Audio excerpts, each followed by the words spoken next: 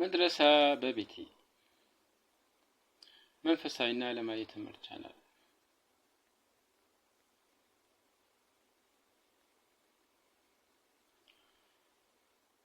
መድረሳ በቤቴ አዘጋጅና አቅራቢ ኑሩ ሐሰን።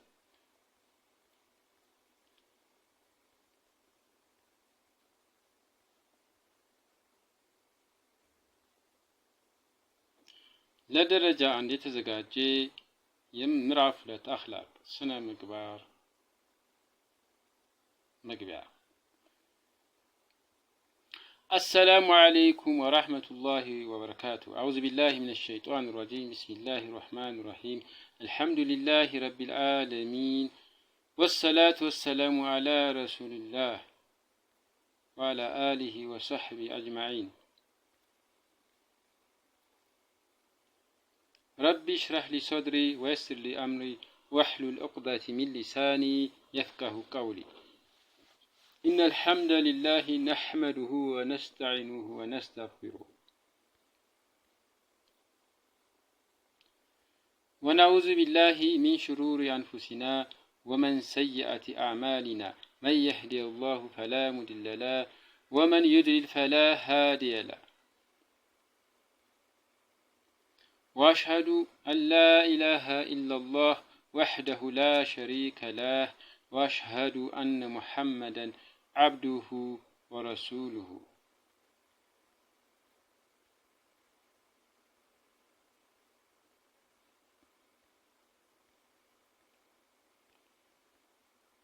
ለአንደኛ ክፍል የተዘጋጀ ምዕራፍ 2 ስነ ምግባር መግቢያ። በእስልምና ውስጥ የስነ ምግባር እና የመልካም ባህሪ ጽንሰ ሀሳብ በተወሰኑ መሰረታዊ እምነቶችና መርሆች ዙሪያ ያተኮረ ነው። ከነዚህ መሰረታዊ መርሆች ውስጥ የሚከተሉት ይገኙበታል። አንደኛ፣ አላህ ሱብሓነሁ ወተዓላ የመልካም የእውነት እና የውበት ሁሉ ፈጣሪና ምንጭ ነው።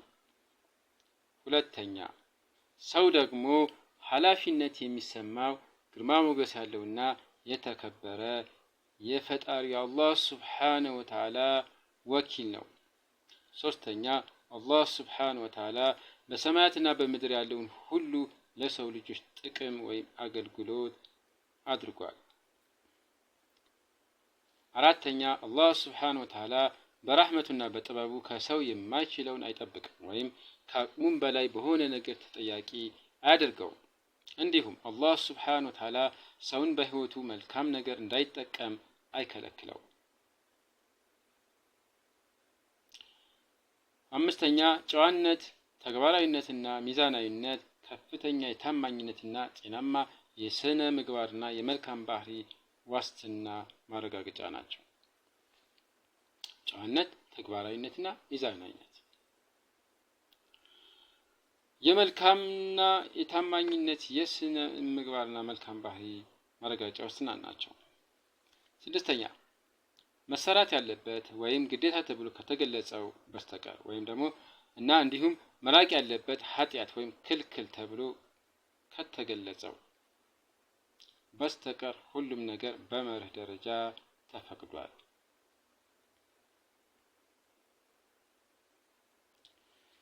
በእስልምና የስነ ምግባርና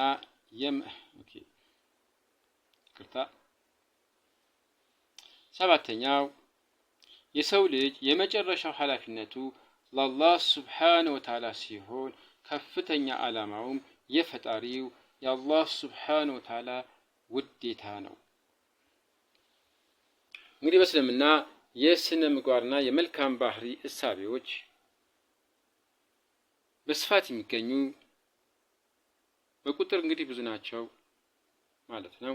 በስፋት የሚገኙ ተጽዕኖ ከፍ ያለና ብዙ ነገርን አካቶ የያዙ ጉዳዮች ናቸው።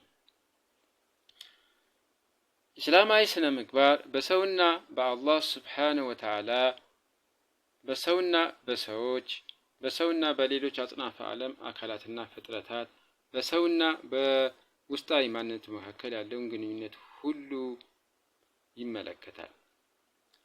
አንድ ሙስሊም ውጫዊ ባህሪውና ግልጹን ተግባሮቹን፣ ቃላቱና ሀሳቡን፣ ውስጣዊ ስሜቱና ንያውን መጠበቅ አለበት።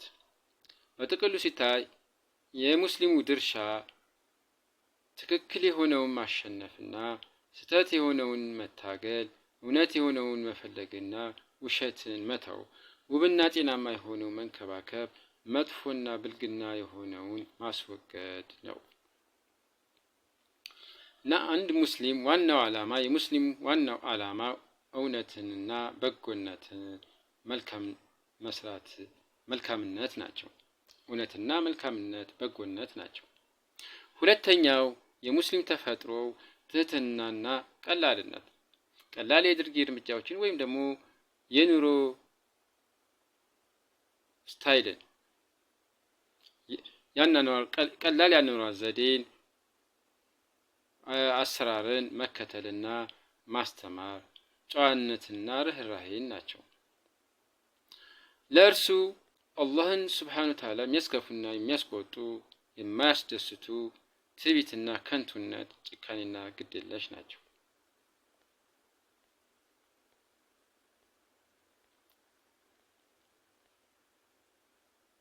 በተለይ ሙስሊሙ ከአላህ ሱብሓነሁ ወተዓላ ጋር ያለው ግንኙነት ከፈጣሪ ጋር ያለው ግንኙነት በፍቅርና በመታዘዝ በሙሉ እምነትና በጎ አስተሳሰብ በሰላምና አድናቆት በምስጋና በጽናትና በንቃተ ህሊና ማገልገል መገዛት ላይ የተመሰረተ ነው።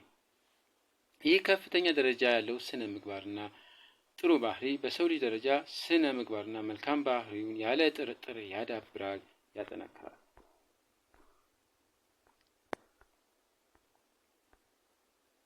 ምክንያቱም ሙስሊሙ ከባልንጀሮቹ ከጓደኞቹ ጋር ባለው ግንኙነት ደግሞ ለዘመድ ደግነትና ለጎረቤት መተሳሰብን፣ ለአረጋውያን ክብርንና ለወጣቶች የርህራሄ ስሜትን፣ ለታመሙት እንክብካቤ፣ ለተቸገሩት እገዛን፣ ላዘኑት እዝነትን፣ ለተጨነቁትን ደስታን፣ ከተባሉት ጋር ደስታንና ከተሳሳቱት ጋር ትዕግስትን፣ ላላዋቂዎች መቻልንና ረዳት ለሌላቸው ይቅርታ ማድረግን፣ በዳይ አለመሆንና ከትንሽ ነገር ይልቅ ከፍታን ማሳየት ይኖርበታል።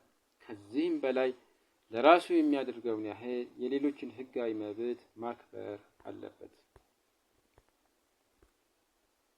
አንድ ሙስሊም አእምሮውን በገንቢ ሀሳቦችና በትልልቅ ስራዎች በእውቀትና በጥበብ መያዝ አለበት። ልቡ የርህራሄ ስሜትንና በጎ ፈቃደኝነት መምታት አለበት። ነፍሱ ሰላምና ጸጥታ ማብራት አለባት። ምክሩ ቅንና ጨዋ መሆን አለበት።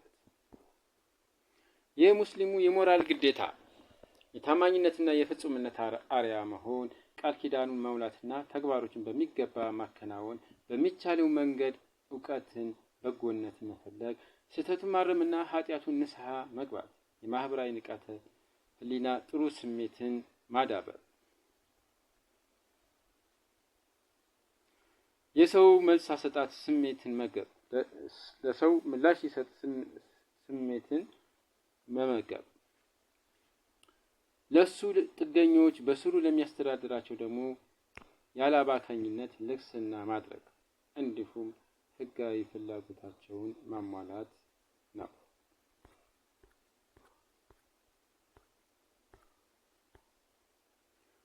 ለሙስሊሙ ተፈጥሮና ዓለም ይህች ዓለም እንግዲህና ተፈጥሮ የፍላጎት የስሜት መናኸሪያ መደሰቻ ነገሮች ናቸው።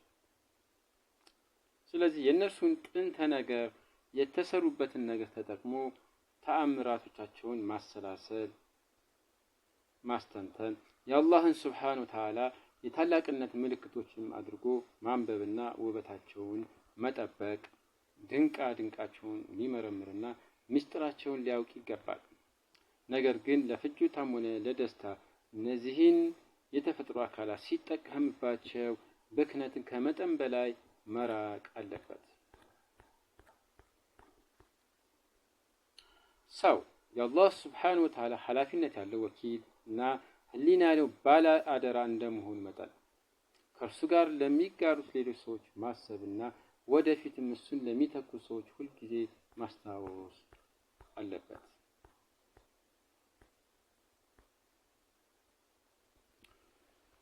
እንግዲህ የምዕራፍ 2 ስነ ምግባር አኽላቅ መግቢያ ይህ ሲሆን በምዕራፍ 2 አኽላቅ ስነ ምግባር ውስጥ ያሉ ይዘቶች ደግሞ ትምህርት 1 አላህ ሱብሓነሁ ወተዓላ ማክበር፣ ትምህርት 2 የሰው ልጅን ማክበር፣ ትምህርት 3 ህይወት ያለውን ፍጡር ማክበር ናቸው። እነዚህን እንግዲህ በሚቀጥሉት ተከታይ ሳምንታት እንማራለን።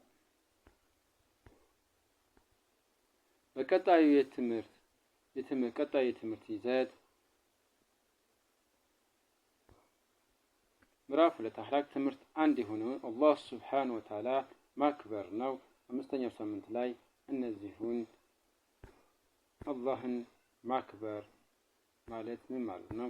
ለአላህ ሱብሓነሁ ወተዓላ ክብር መስጠት ማለት ምን ማለት ነው?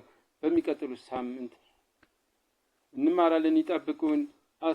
ስላዳመጣችሁኝ አመሰግናለሁ። አሰላሙ አለይኩም ወረሕመቱላሂ ወበረካቱ።